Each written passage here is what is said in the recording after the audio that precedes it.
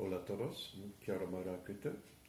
Okay, so today I'm talking about our Monograph series, our being Campus Press, and we've got three now, and with the fourth on the way. Each monograph looks a little bit like this, although the third one has colour, but so far they've been plain white, and the first one, of course, was Paul Moon's book on Brahms, and that's an excellent little monograph. And the second was this submission on Te Mātāwai by myself. The third one is Land by Water, also by myself. So what's it about? Well, it's about government policy to iwi with respect to water, fresh water. And it's called Land by Water because people would live on the water pretty well, near the water, always with respect to the water, I suppose, is the best way to put it. And a lot of terrain was defined by water as well. So what we've got is actually an attitude to land and water which is culturally unique. And I've tried to put this through a review of literature rather than just to sort of opine. And I'm quite pleased with the range of literature that I've looked at. There is a big range of literature by Māori that is looked at.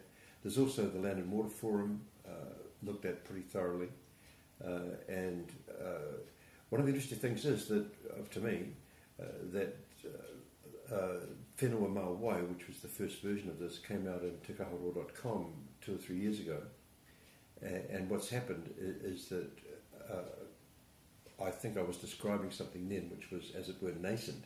It was in the process of happening, or about to happen, or was about to birth, if you like. And it has, but it's still not exactly clear what the shape of iwi rights to water is.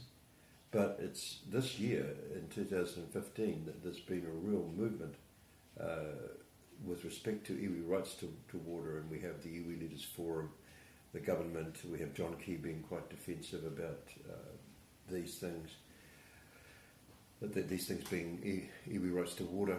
And when I say defensive, I mean the government is not exactly on the back foot, but it is, I think, 2015 could be seen, 2015-16 could be seen as a shifting point, a point of change with respect to Māori rights to water, fresh water, rather like, I guess, the Sea Lord deal was for the sea, except in this case, with respect to the inland seas, the fresh water, it's been more a matter of 1,000 little steps rather than one big statement, which is really what happened with the one big shift, which happened with the Sea Lord deal.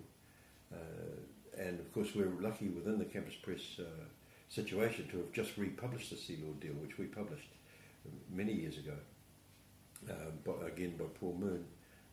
And so I see Land by Water as a kind of complement to the Sea Lord deal. Anyway, it's out, and it's ISBN 9780994119223. There you go. That's putting it bureaucratically. Te nara koutou, tātou.